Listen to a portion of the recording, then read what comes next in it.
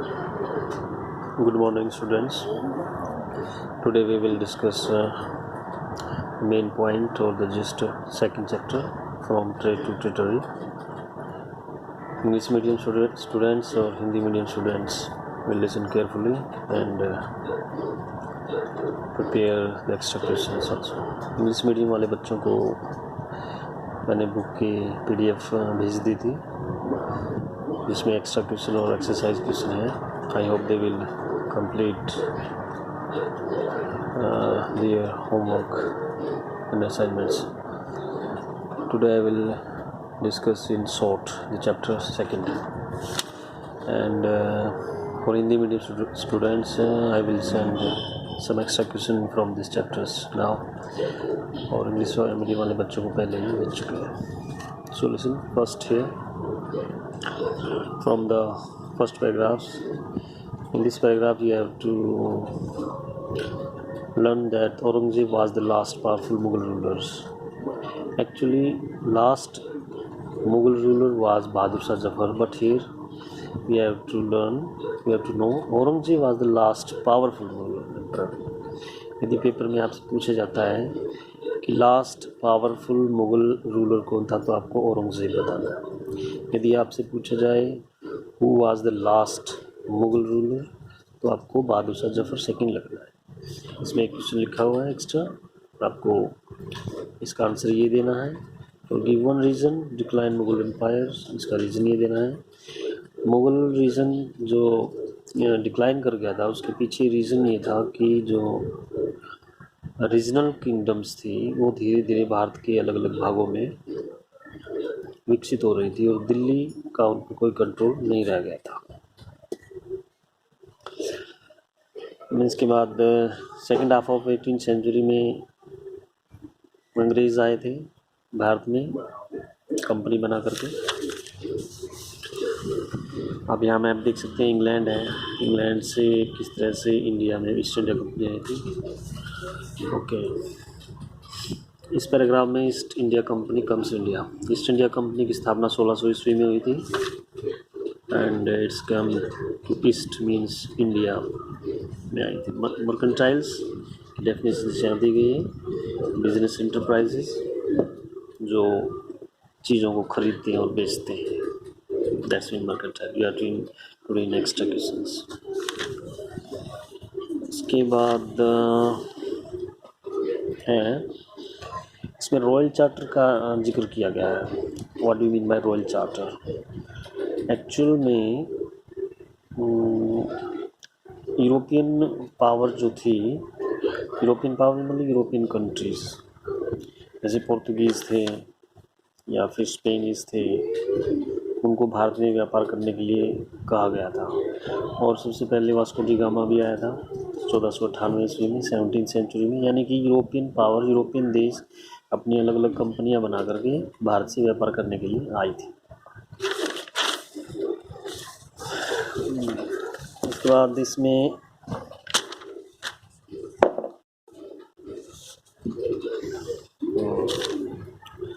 Exercise 4 है आपका, आपने कर लिया होगा. इसमें ये बताया गया है कि कौन कौन सी चीज़ें थी जो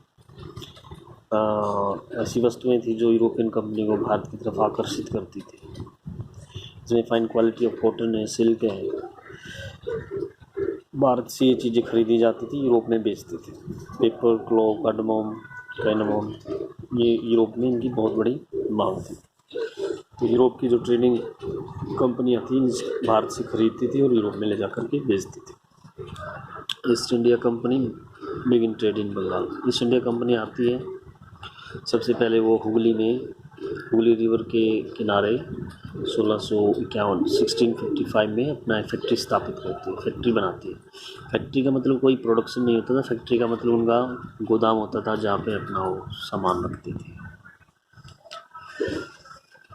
इसके बाद इसमें बताया गया है कि कंपनी को ज़मींदारी राइट मिल गए थे वहाँ पर 3 गांव के. कालीकता, कोलकाता जो पुराना नाम उसका कालीकता था. और ये जो ज़मींदारी के राइट्स थे ये मुग़ल एम्परर औरंगज़ेब से मिले थे. यानी कि औरंगज़ेब ने कंपनी को बंगाल में व्यापार करने का अधिकार दे दिया था. Company tried continuously to press for more concession and manipulate existing privilege. लेकिन जो ईस्ट इंडिया कंपनी थी वो जो छूट उसको मिली हुई थी उसमें वो मैनिपुलेट करती थी, यानी कि औरंगजेब ने जो फरमान आदेश जारी किया था उसका गलत तरीके से फ़ायदा उठा रही थी और दूसरी कंपनी का सामान भी अपना कह करके बेच रहे थे। अब इसमें how trade led to battles, व्यापार किस तरह से लड़ाई का कारण बन गया था। इसमें एक तो आपको ये जानना है, एक्सरसाइज 5 का आंसर है यहाँ पे, आपने कर लिया होगा। आपको ये जानना है कि बंगाल में मुख्य रूप से 3 शक्तिशाली नवाब हुए। पहला मुर्शिद कुली खान था, दूसरा अलीवर्दी खान और तीसरा सिराजुद्दौला था। सिराजुद्दौला एक काफ़ी योग्य पावरफुल बंगाल का नवाब था। तो वो कंपनी को कंसेशन देने से मना कर, इन तीनों ने ही मना किया था, कंपनी को कोई छूट नहीं दी जाएगी और कंपनी से ट्रिब्यूट लिया जाएगा, यानी कि भेंट ली जाएगी। कंपनी से व्यापारिक जो अधिकार थे उनको कम किया गया था। कंपनी को मना किया कि वो अपने सिक्के ना ढाले और जो किलेबंदी है, फोर्टिफिकेशन, उसको मना कर दिया था। इस वजह से बंगाल के नवाब के और कंपनी के बीच में आपस में लड़ाई झगड़े संघर्ष रहने लगते। Now come to this topic, battle of Plassey. इसमें से आपको एक्स्ट्रा क्वेश्चन करना है, write a note on battle of Plassey 1757 में ये हुई थी। एक्स्ट्रा क्वेश्चन में करना, हिंदी और इंग्लिश दोनों वाले बच्चों को इस टॉपिक में से करना है। 1757 में बैटल ऑफ प्लासी हुई थी और इसके पीछे कारण क्या थे।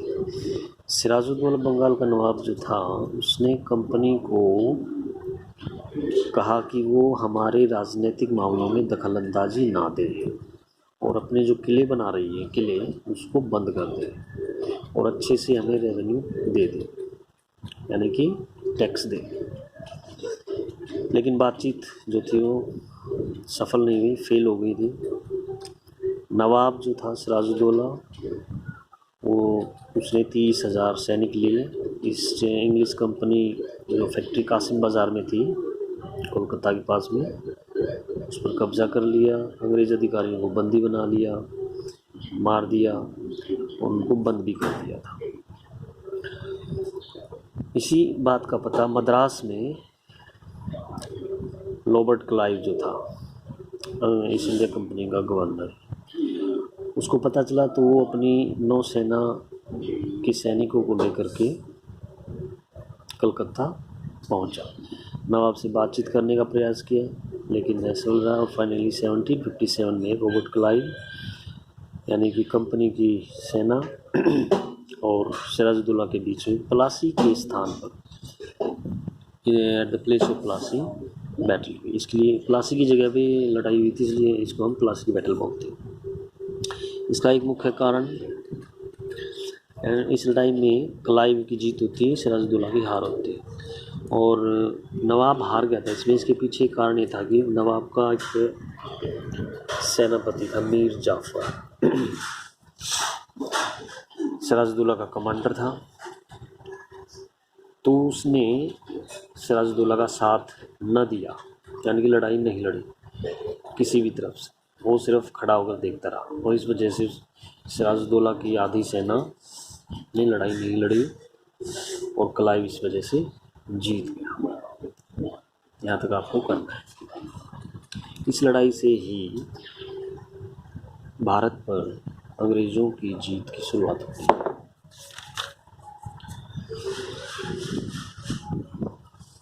प्लासी की बैटल के बाद सिराजुद्दौला को अंग्रेज़ों ने मार दिया, मीर जाफ़र को नवाब बना दिया गया, उस पर रिस्पॉन्सिबिलिटी डाल दी गई एडमिनिस्ट्रेशन चलाने की। अब कंपनी जो थी ईस्ट इंडिया कंपनी ने मीर जाफ़र को नवाब बना दिया, तो वो उसका ऐसे पपेट उसको बोलते हैं हम, कठपुतली, यानी कि उसके इशारों पर नाचने वाला राजा बन गया था। जो कंपनी बोलती थी वही काम करते थे।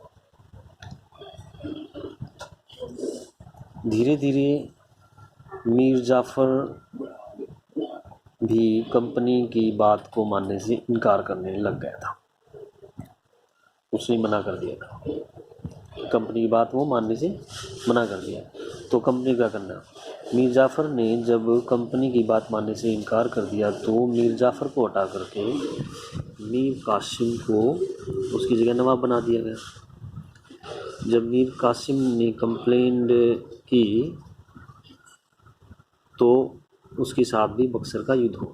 मीर कासिम ने भी उनकी बात मानने से इनकार कर दिया, कुछ समय तक मानी और कुछ समय के बाद उन्होंने देखा कि अंग्रेज़ हमारा पैसा धन लूट रहे हैं, खजाना खाली कर रहे हैं, तो उसने भी मीर कासिम ने भी अंग्रेज़ों की बात मानने से इनकार कर दिया और उसके बाद अंग्रेज़ों ने से बक्सर की लड़ाई लड़ी।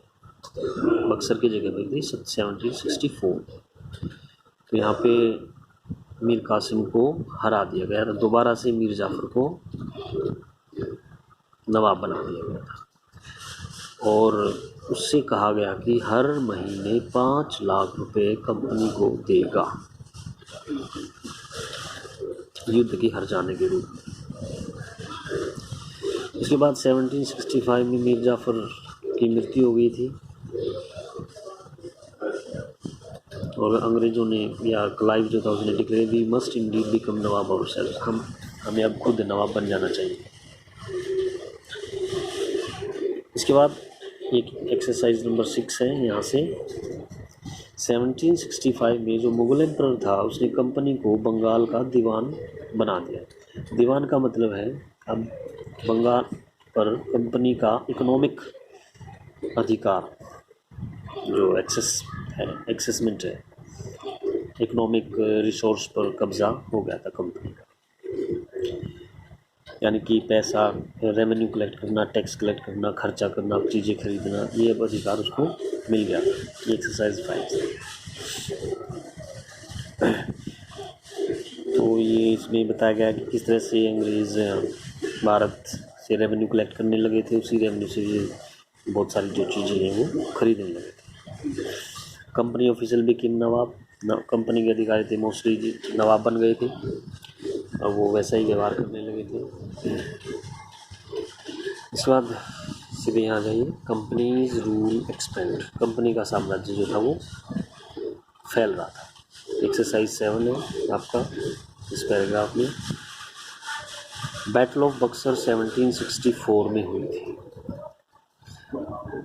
इस बैटल के बाद कंपनी ने इंडियन स्टेट्स में अपने अपने रेजिडेंट अपॉइंट कर दिए गए थे। रेजिडेंट मींस एक पॉलिटिकल कमर्शियल एजेंट होता था अंग्रेज़ों का, उसका काम क्या था, कंपनी के लाभ की सोचना।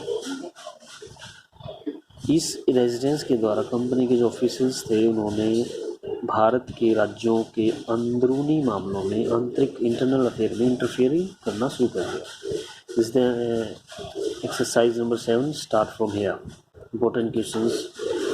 Number of times come in the exam. You have to listen carefully. Subsidiary alliance. Subsidiary alliance means इस term के according Indian rulers were not allowed to have their independent army. Indian rulers की अपनी कोई independent army नहीं होगी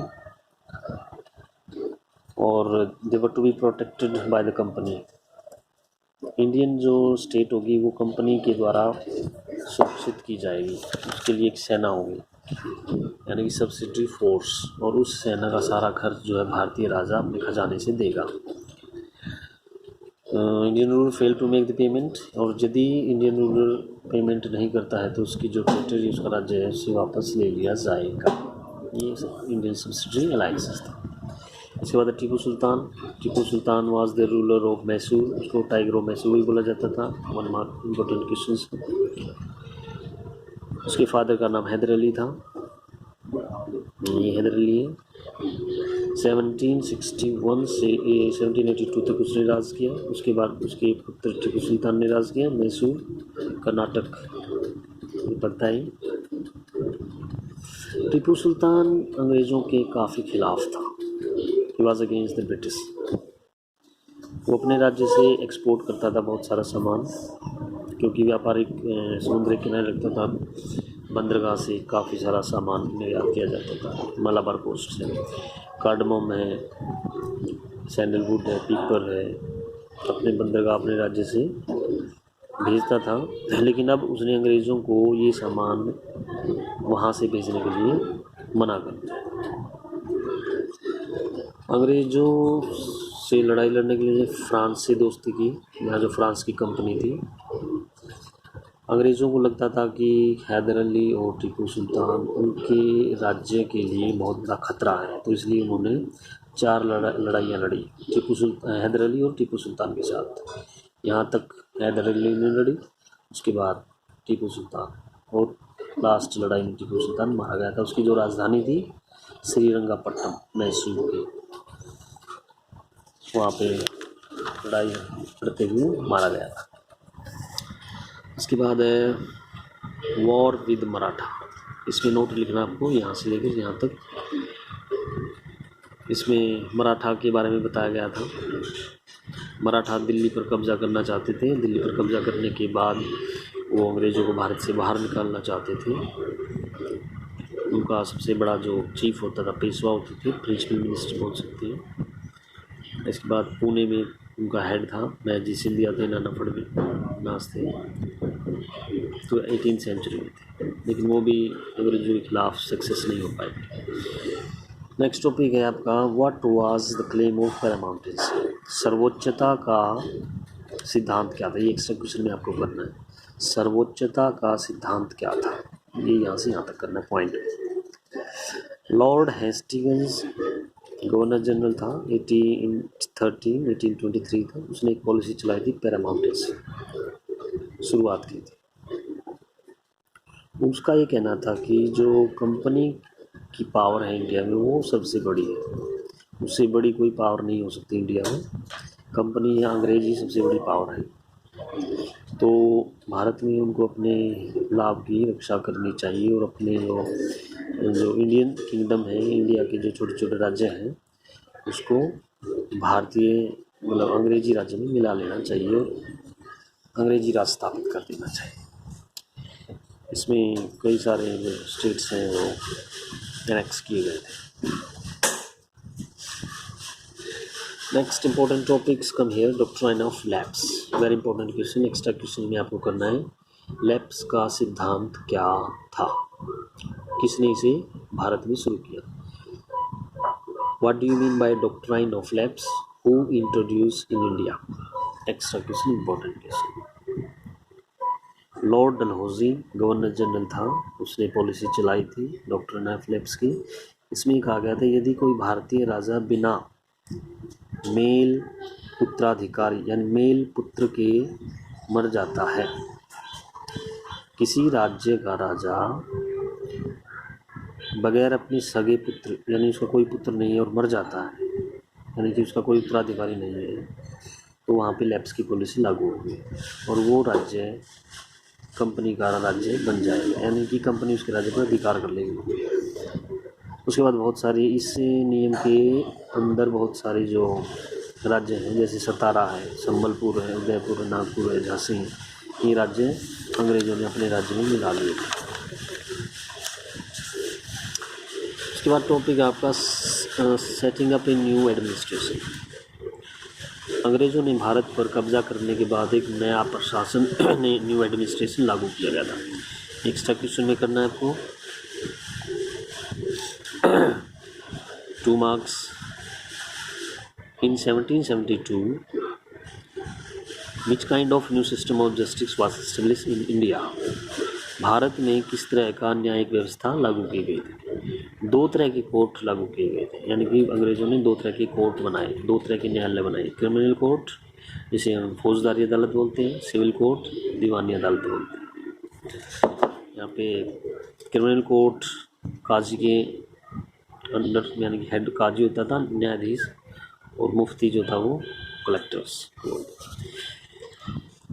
chapter के right side में left side में ग्रीन बॉक्सेस हैं, आपको पूरे चैप्टर्स के ये ग्रीन बॉक्सेस जरूर करने। एक्स्ट्रा क्वेश्चन में मेरी इंफॉर्मेशन पेपर में आते हैं।